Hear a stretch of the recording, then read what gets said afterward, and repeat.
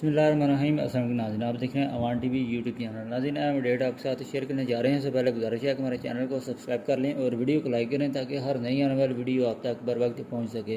नाज़रीन, गुज़श्ता रोज़ मीडिया पर एक खबर सामने आई जिसके मुताबिक मुस्लिम लीग काफ को गुजरात सिटी में एक बड़ी कामयाबी हासिल हुई है।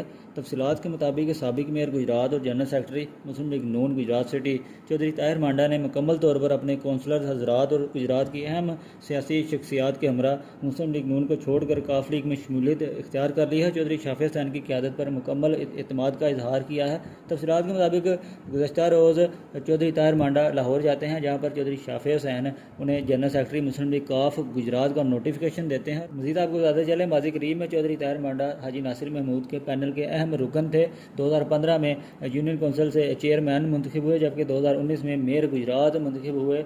जिसके बाद वक्त के साथ साथ हाजी नासिर महमूद के साथ उनके जो सियासी इख्तलाफात हैं वो बढ़ते गए और उन्होंने अपनी जो राहें हैं वो जुदा कर लीं और मुस्लिम लीग काफ को उन्होंने गुज़श्ता रोज़ ज्वाइन कर लिया है। मज़ीद अपडेट्स के लिए देखते रहें अवान टीवी।